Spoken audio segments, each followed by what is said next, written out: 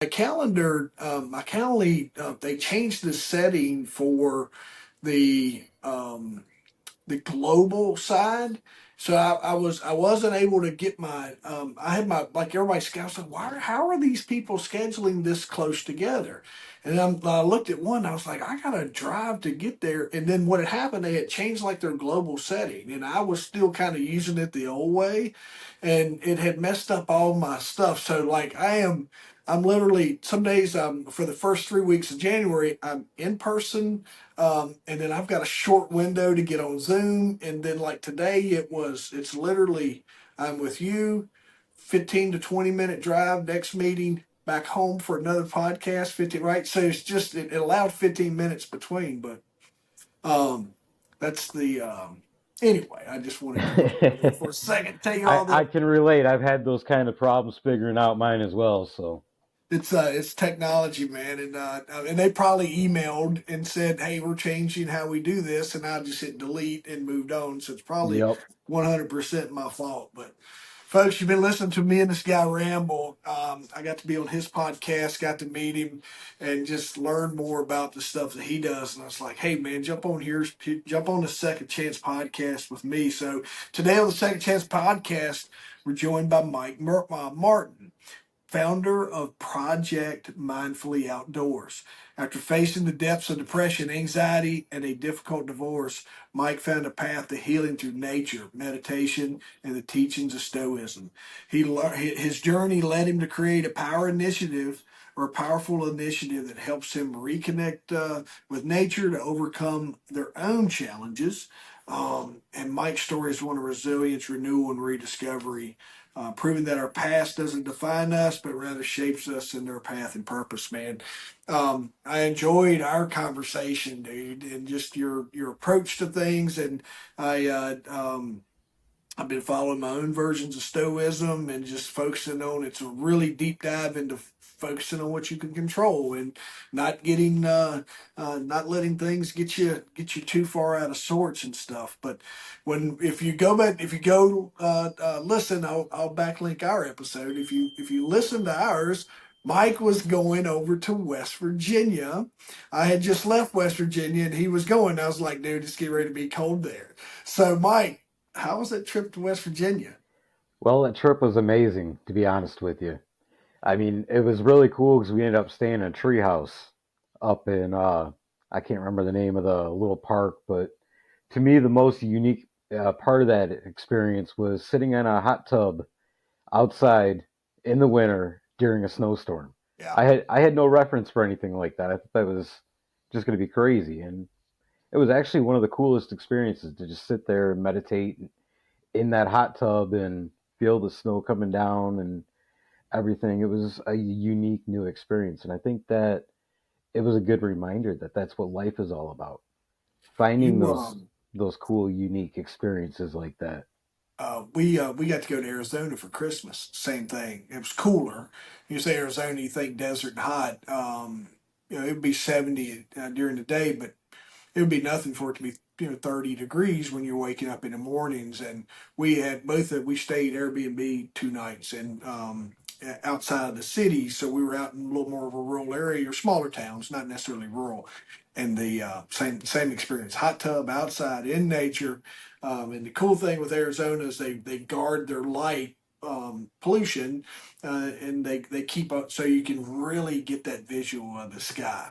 Yeah, And you wanted like that connection um, with just the stars and some of those things, and being able to sit outdoors in that hot tub and look, let's just kind of enjoy that nature in those moments, man. Too cool.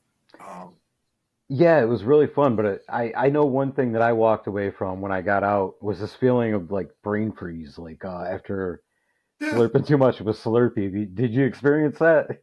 Not so much. We had done it. I've been over to snowshoe and did some similar stuff before around just being in cold, being in going from hot tub into cold and different things. So, um, and then I don't know how far your walk was back inside, but it wasn't snowing where we were. So it may be sun's gone down. You're talking 8, 9 o'clock there. It's 2 hours difference for here. So it would have been you're still in a decent, it was no less than 55, 60 degrees probably. Um, I woke up regular time, so I'm on East Coast time. So I would go out at 3 in the morning, and just look around, and it would be then it's down to in the 30s, creeping its way still down. So once the sun comes back up there, everything goes through a rewarming process, but the nights are cold.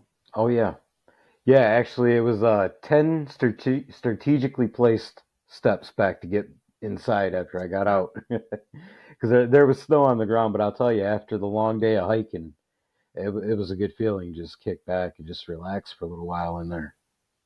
And for reference, you went over toward the New River Gorge, which has got the big bridge. You can walk under it and all those things. And then I think you were camping in that national park where we had visited on our way out, which is down next to the New River. Is that am I right on that or?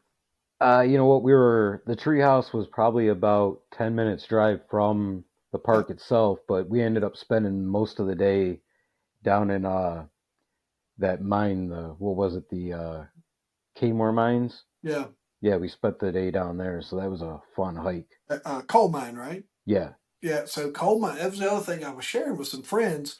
Our mines here, you're either going to find like a cavern, like we have Dixie caverns, we have Luray caverns, and there's a couple of smaller ones in between where you can go in and they're admission and you can go in and explore.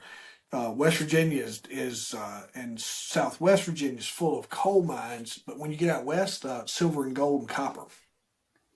interesting. Yeah, the town. So when you go to the town of Tombstone, um, the town of Tombstone was kind of one of our last stops before we came home. It was founded off silver mining, and then below that is a little town called Bisbee. It's probably 20 to 45 minutes south of there. I think it's Bisbee is what it's called. It's about 20 minutes north of the Mexican border or Mexico border. Um, Copper mine. Yeah, And then when you get toward the north, you go back into gold mines. which is really cool. You know, Yeah, I think actually that's on the itinerary for later this summer to get out west.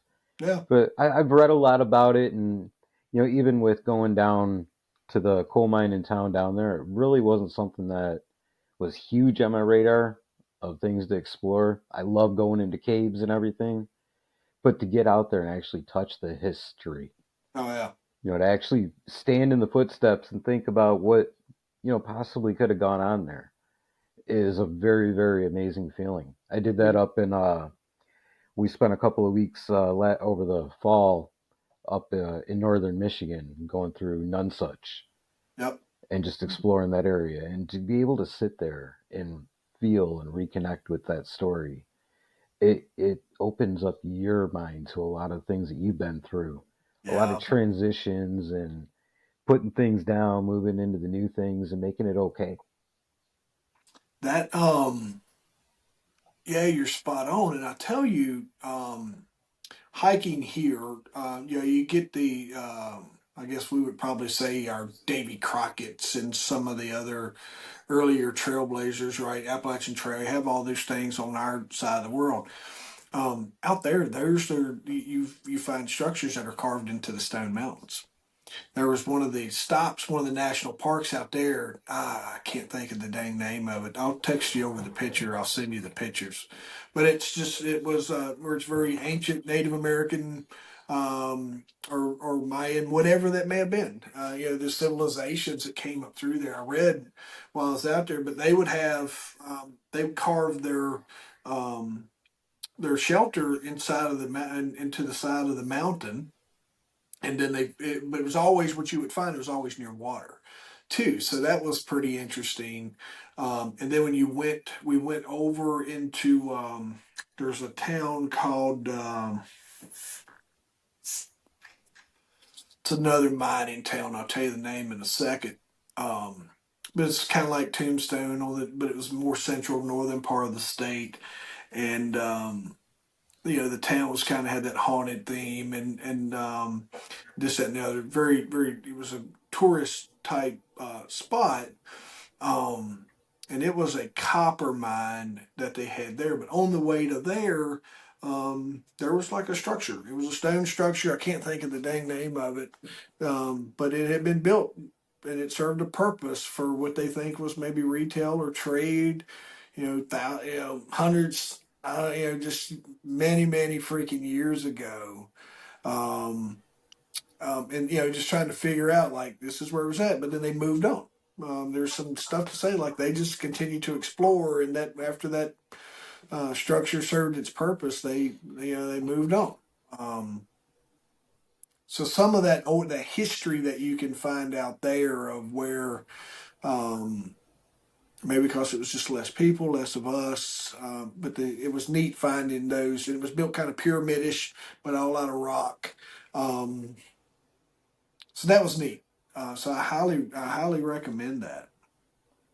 That was a lot of the experience hiking through the Ohio Valley for me, going around and chasing down all these different Hopewell and Adena mounds, and tracing back the culture as best as I could through the sites that are still around. Yeah, And when I spent some time down in Chillicothe, they've got the national park there that's got a couple of the mounds, and they've got a little setup.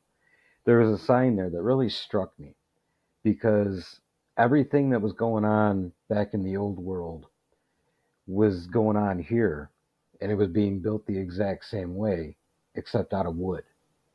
So when you look through the historical record, they don't really give the credit to what was going on here in our prehistoric, situations, as far as building the wooden version of Stonehenge, or the way yeah, that they left different signs and different burial mounds and this and that.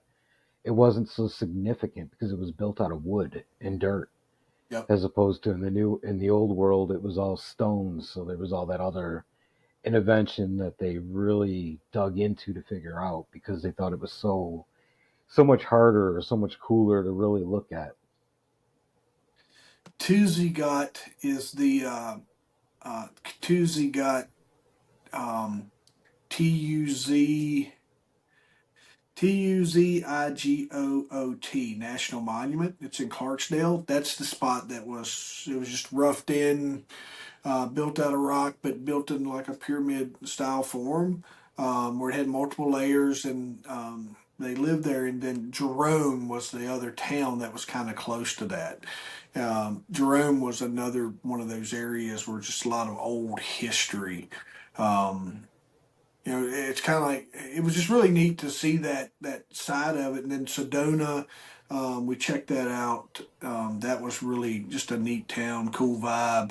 Um, I just went back and found my pictures and was scrolling those to give you an idea of those little areas that we hit. But it was hard to find. We found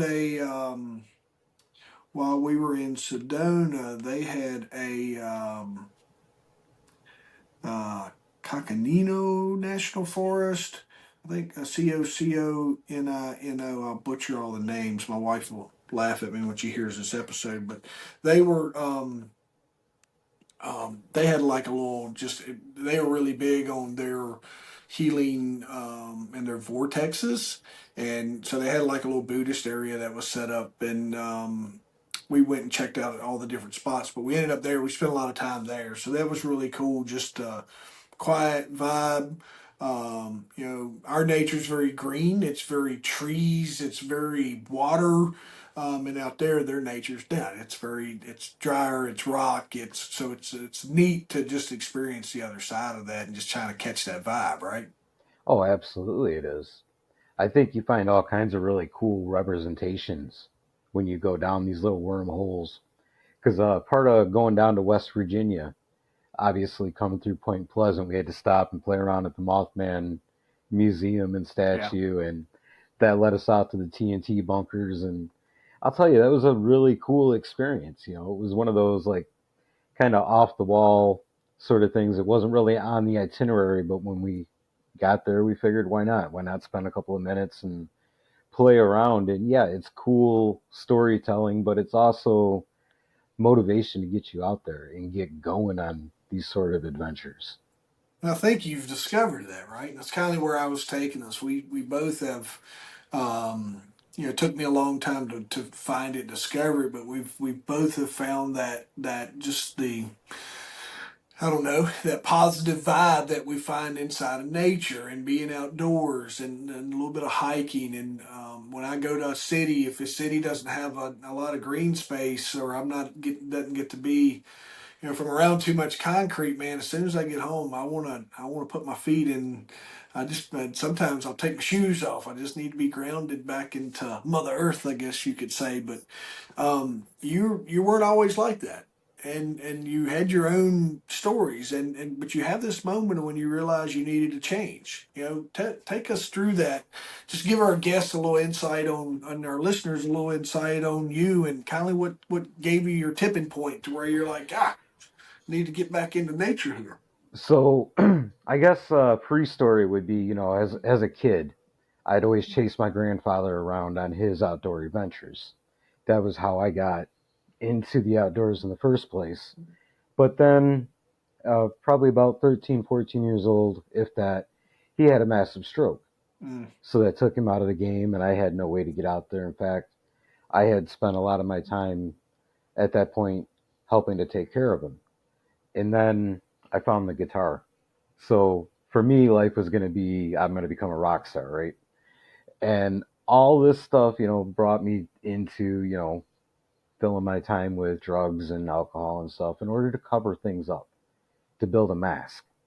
That mask stuck with me for many, many years until, in fact, the end of my second marriage, where the last words that she spoke to my face was, I had nothing to offer anybody, her, my kids, or anybody else. That took me off into the woods where I was homeless and living at that point in time to attempt to end my life. And this is where things get really, really phenomenally crazy in my eyes, because that next morning, waking up, stumbling back to my truck to go on with life as nothing happened, I turned on my favorite hunting podcast, which just so happened to have something completely out of the norm for what a hunting podcast would talk about. And that was a guest who was plugging his newest book, which just happened to be about stoicism. He threw a couple of Marcus Aurelius quotes out at me that smacked me in the face and made me realize that regardless of what was said to me yesterday and where I feel like I'm at today, I can still try to build. I can take the adversity of the situation and turn my life around and show my kids something much better than what was spoken the day before. yeah. And that got me into talk therapy. Talk therapy opened me up to meditation. And when things kind of changed with my job situation, I found myself with a lot of extra time on my hands, figuring if I'm going to go this trail, I'm going to go actually jump on a trail. And I started hiking the Buckeye Trail down through the Ohio Valley, playing around on all these different Hopewell mines and things that I found, spending time meditating outside, and it drastically changed my outlook on life. I started applying the theories and the philosophy of Stoicism combined with finding the connection to Mother Nature and the enjoyment that I have in the outdoors. And as I did that, I started to literally build my self confidence back up one swing of a hatchet at a time. Not just per se, Yeah. but literally as I'm out there hiking. And when I stepped back into the concrete world, the need for that mask was gone. It was just me. I was comfortable. Here I am. I had this massive transformation while I was out there on that trail for those couple of months. And since then, I've really put my work and my time into Project Mindfully Outdoors, which I founded sort of in the process of going through that hike. And as I was learning and figuring things out in real time, they were getting applied. And I started doing that to become like the voice of mental health within the outdoor community. But then there was a bunch of new doors that opened up that's kind of brought it full circle, where now I spend my time as a mindful meditation hiking guide and teaching people all these different skills, not only to survive outside, but also to apply meditation and mindfulness to the adventure in the concrete world. And now I found myself working my way through wilderness first aid programs to become a first responder. So it's interesting how you can go from taking the value somebody gives you or lack thereof to going on this adventure and coming out with a sense of value and worth that nobody can possibly take away from you. Explain explain a little bit of Stoicism for folks and what it means to you. I've read is it Ryan Holiday? Yes, Ryan Holiday's got some stuff out on just a daily Stoic. It'll give you a little blurb from. I did that for a year, where each day you basically go to the book. It gives you the passage of the day and a little bit of reflection in that. I think I could maybe one of the names that he came out with was reflections from one of those Marcus Aurelius or some one of those guys, right? the But tell me, meditations from Marcus yeah, Aurelius. there you go, yeah. Um, talk to our guest about Stoicism and that power that it gives you. Um, So for me, the very first seed that it gave me was inspiration, because I want you to picture the idea of being homeless, having just lost your entire world, had it turned upside down. You wake up from the next morning when you didn't think you were going to, and you hear a quote talking about all the adversities and all the struggles that you're feeling right now. They don't define you. Instead, they give you an opportunity to truly showcase who you are inside, meaning that within all of us, regardless of the situation, there's a strength, there's a power, there's a will to continue and survive. And when you stop and you think about the context of the situation, it reminds you, even though things are so bad right now, I still have a choice. I can either sit here and let life pass me by, or I can continue to put one foot in front of the other. And where that kind of started to lead me with my experience in the outdoors is this idea that off in the distance, no matter where you look, eventually you're going to see a tree. And for the sake of argument, we'll say it's about 10,000 steps to get to that tree from where you're standing. I ask you, what's the most important step? Is it the first step that gets you on the path, or is it the last step? Because that last step allows you to touch the tree. I think it's about the path. That's exactly it. It's about all the steps in between. It's about the journey and that decision. And it also, Stoicism helps you a lot to remember that regardless of how wide that stride is from one step to the next or how small it is, it doesn't make a difference. It's all continuing and you're always making progress. And that's what it's all about, is just reminding yourself that there's a choice, there's a decision, and it's all based off of your perspective. If you learn to look within before you speak or before you act out, a lot of the time, that little gap that you get by looking inside, you're not only going to prevent yourself from doing something that you'll have to repair later, but you're also giving yourself the opportunity to utilize the vocabulary that's going to bring out that person that lives within your heart that you truly know is there. I think some of the other things I took away from it was really focusing on what you're trying to learn in the moment, whether it's positive, whether it's negative, whatever that moment might be for you is just really, all right, what's life trying to teach me? What lesson am I trying to learn? What is the purpose of this moment? Sometimes it's hard freaking stuff. And when you can detach and kind of just look at that, it's from just a like you said perspective, but just instead of being like, I can't believe this is happening to me, it's like, all right, what am I trying to learn here? And who else am I influencing? It's very individual though. It's my take on it is it teaches you I think it teaches you a lot of self.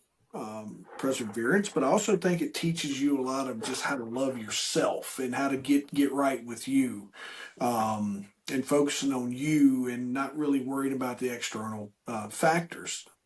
And that's the key right there, is the only thing that any of us have power over is ourselves within the moment. So if we focus on that and we just kind of let fortune or whatever you label the outside forces be play out as they're going to play out, it gives you a much firmer stance to stand upon, because you're taking time to actually process all the options, all the way things can play out. And when you do that, you're preparing yourself. And to me, that's what I take a lot of, take away a lot of within Stoicism, is the idea of perception, planning, understanding, and becoming a better friend to myself. That's where the Yeah, progress, that's how you can really truly note your progress along any journey, is if you're becoming a better friend to yourself. And at the end of the day, as long as you've taken away one nugget of wisdom, knowledge, understanding, or anything else that's going to help you go forward, then you've had a successful day.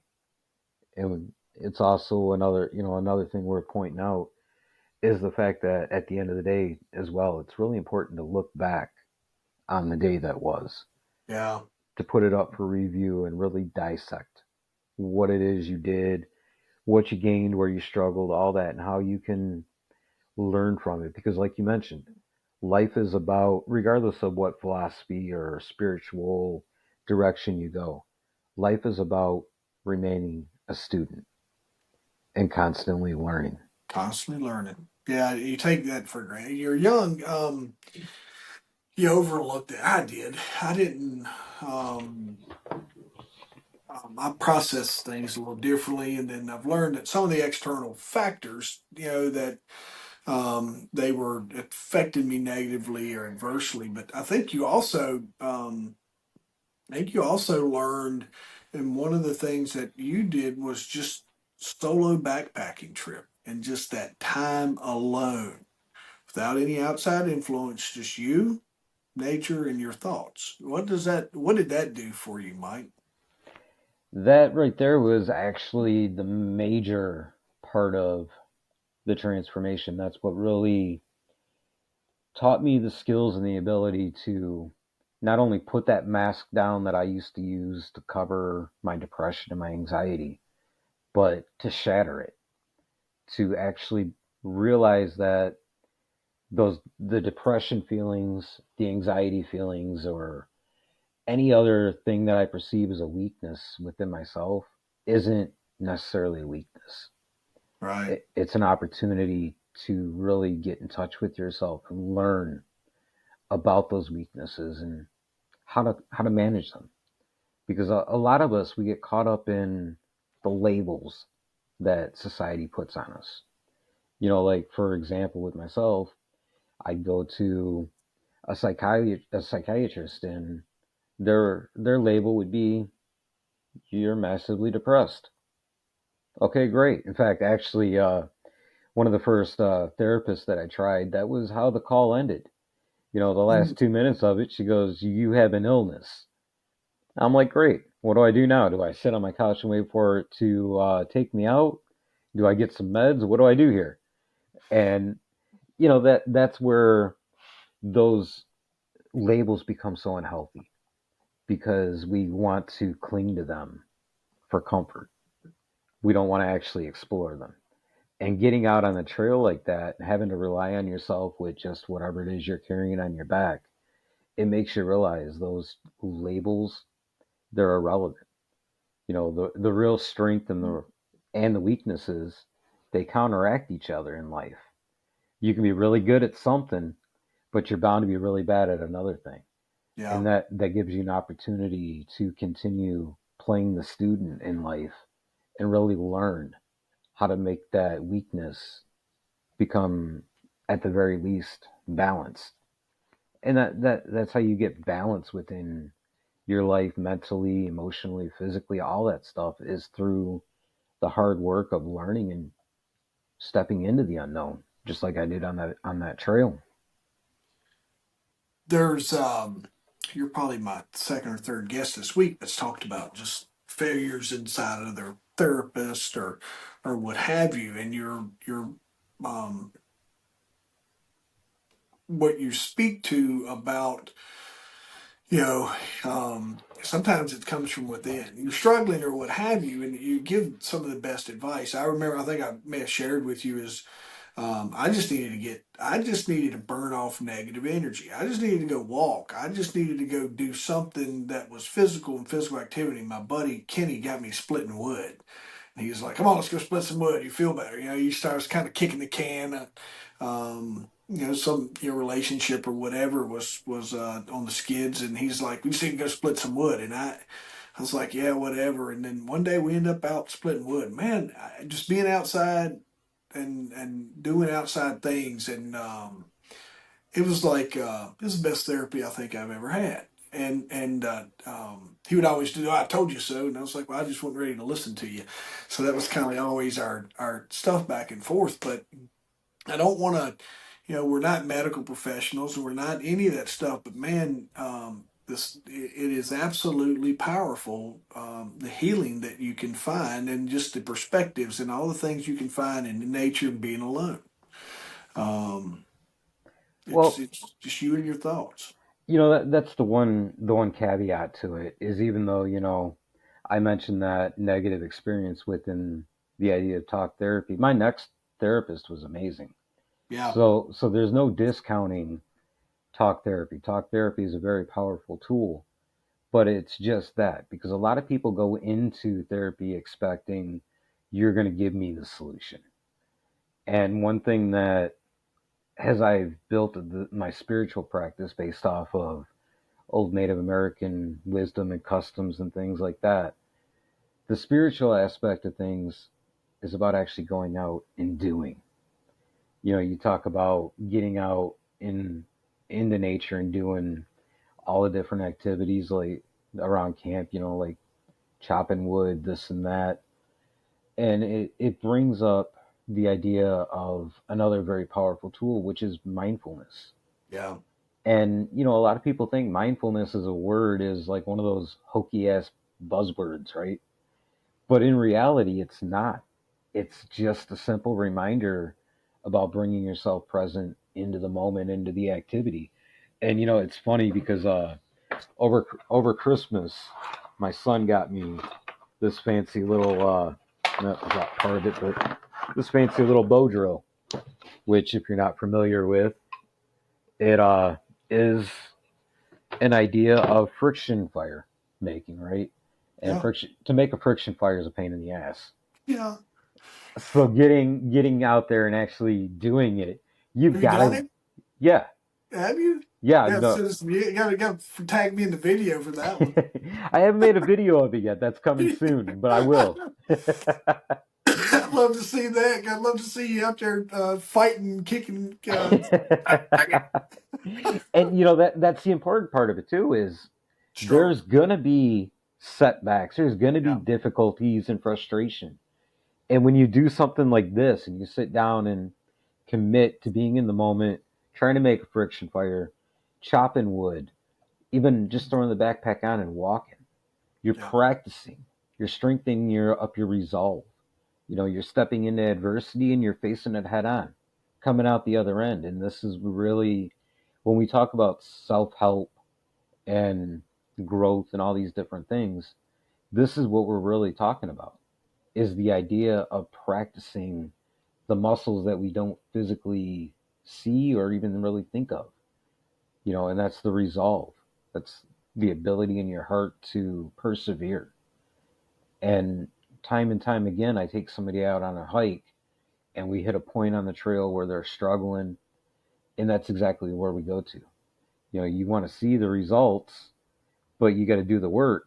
And I know it's hard right now, so take a drink of water, look back, and realize that trail back to the truck to the backtrack is gonna be just as bad, yeah, but it's gonna be less fulfilling.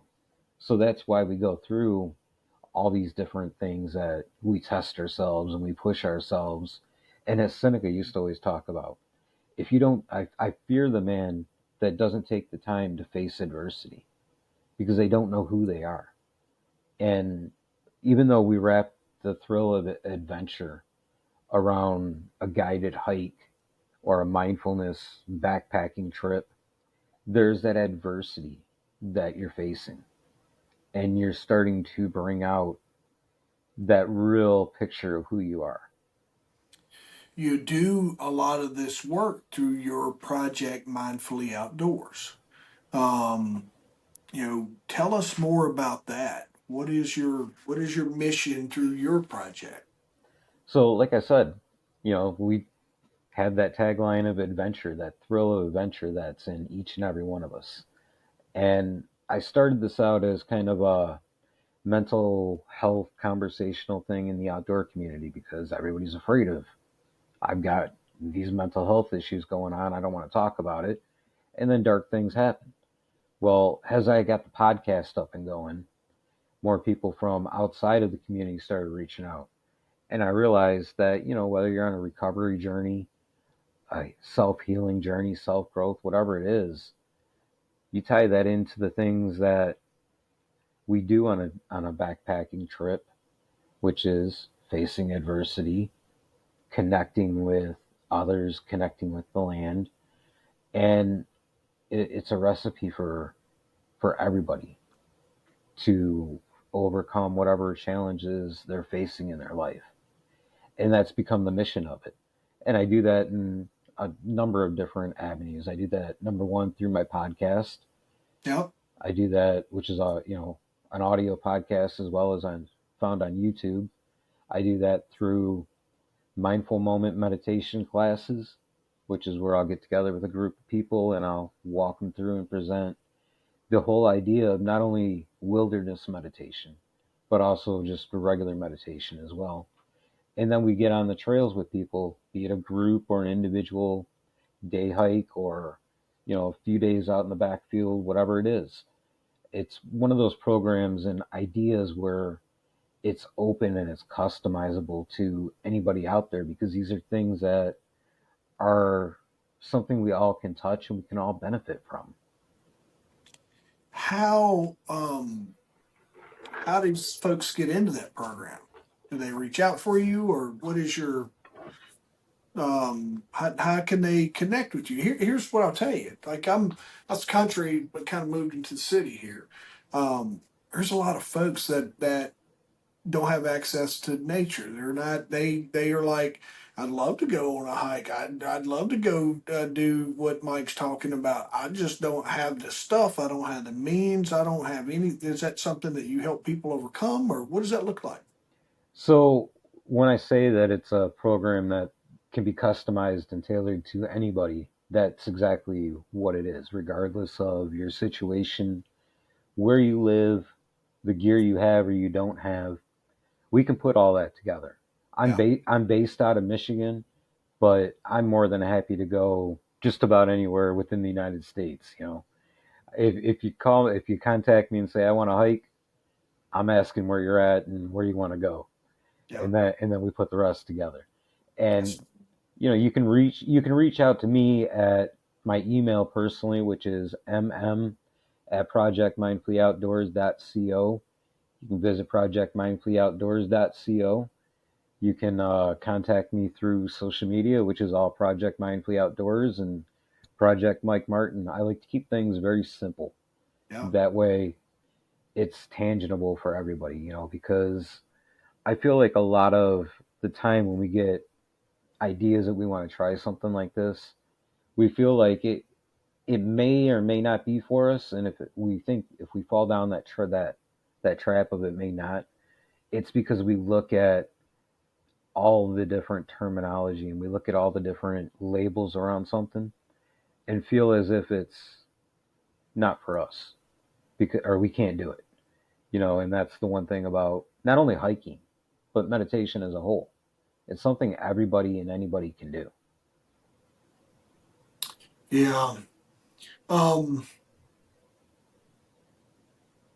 I hope. the folks that are struggling with that. I do some business coaching for rural business and that do adventure type stuff, and I'll tell them, you know, a lot of your folks in your community aren't looking for what you have to offer, but people inside those cities are. People inside the concrete communities are that need more of what you're talking about, and trying to reach into those. So I hope, and that would be my one of my hopes is that folks that are listening to this that hear this are like, hey man, I got some friends that we need to connect with Mike. So I hope I see that happening. And the last thing I wanted to ask you, for our time today, um, we've had some. This is our second conversation, man. We've had some good ones. I went back and kind of listened to our clips the other day of our conversation, and it's just two guys shooting a breeze, right? And I think Exactly. that there's always a lot of, um, when everybody talks about Jeff, you're it's not an interview, it's a conversation. I'm like, that's just the way I want it, right? But I always think about that person who's standing on the outside listening and wants to come in and shoot the breeze with us, but they're scared to, right? Um, what advice do we give that person? What advice do you give to that person, Mike, that feels trapped by their past and is struggling to find their own way? As we wrap up today, man, what do you want to? What can we leave our listeners with? Let's see. So I'm gonna tap into one of my biggest heroes, Daniel Boone, for this one. It's actually how I open up my podcast. Is the fact that we are never truly lost. Yeah, We go through life and we make mistakes, we make wrong turns, and we get turned around in the woods for a few days, if you will. But we always seem to find our way back to our trail. And then when we get to that trail, we kind of look back at the path and we judge ourselves based on it. But if you open up your heart to the idea that each left turn when you should have gone right, or each circle that you ended up going around, it all leads you to be ready for your purpose in life. So there's not one thing that you've done along the course of your life that is truly defining who you're going to be. You've you've made mistakes, you've had successes and this and that, based in real time, based off of the vocabulary that you've had. If you continue to allow yourself to learn and grow, that trail becomes a little bit easier to navigate and ultimately leads you to more successes. And when it comes to getting into a conversation, but you're afraid to, right now you're actually looking at the poster child for that. yeah, Because my social anxiety actually had me at a point that I would spend 99% of my time huddled up in a tent, hiding from people. And yet, here I am having conversations like this. yeah. And it doesn't come overnight. It comes from, again, one step each day. Just putting in a little bit of practice. It doesn't matter what it is that you do, as long as it's comfortable for you.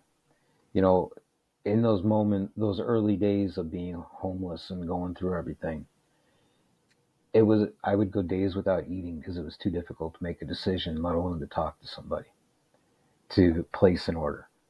And through just constant work and constant mindfulness of it, and realizing that we all have these small little anchors within us that we truly feel comfortable with, build on those and allow those to be the beacon that guides you along that trail, and you'll get through it.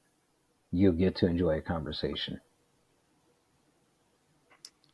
You're living proof. And you've shared that with me, right? Yeah, podcast. Exactly. I podcast. I think the first thing you told me was, Jeff, it wasn't always like this. I podcast so I can get used to talking to people. I remember you sharing that with me. It's like one of your therapies was podcasting and meeting new people. Our time's running short, man, and but I can't thank you enough for being on. Hopefully, what I'd like is, 4, 5, 6 months, whatever works for you. Let's jump back on because we'll be well into summer.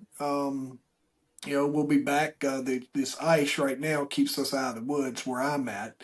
Because you'll slide off the side of the mountain if you're not careful. But as soon as it breaks, but I'd love to catch back up with you and let's talk about some of the folks that's coming through your program, some of the adventures you're going on, and just some of the just do a little catch up and just keep mine and your conversation going because this is our second one. Yeah. I feel like I feel like we should commit to a third just to do a check in on where you are and then some of the folks that you're working with because here's what I've learned. The quieter I always kept my whatever was affecting me. I didn't realize that there were so many other people that were like, hey, that's me. Thought it Yeah. was just me. So just to we might this thing might blow up and get 10 people, right? Yeah. That's a small scale podcast, right? We might but that's our goal is just we want to try to let people folks know that there's always a like-minded individual. There's always someone out there that's wanting to help. You've been, Mike, you've walked through some absolute dark spots and you've dealt with things that, when you get into social anxiety and homelessness, you're teaching me. Because you give me a perspective that I've been through a lot of hell, but I've never been homeless, and I've always had the ability to to carry on a conversation, and so you're helping me learn more about that and your situation, so that you and I collectively can go and help other people better too. So Yeah, absolutely. I think we got to do another round for my podcast as well here in a yeah. few months. Yeah, make sure you. I'll email you today my link, but let's reconnect on that, and then let's just let's keep the conversation going. And folks, I ask all the time. You're going to know someone who needs to hear this. Make sure I don't. We just love telling our stories and we love helping people. So please, if you get the opportunity to share, especially a little bit about Mike's doing, and then put your go. You ain't got to get gangbusters. Go get you an old pair of shoes and go for a walk through your nature trail today. My wife calls it a leisurely walk. The last time Mike, I got to go, but my wife said she goes, "Hey, let's go on a little day walk." And I was like, "All right, this is no kidding.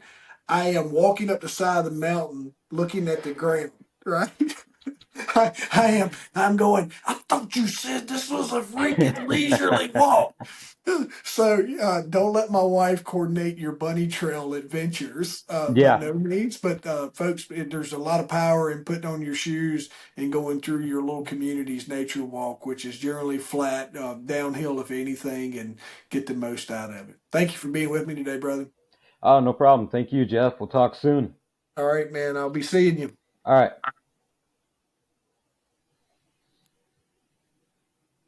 All righty.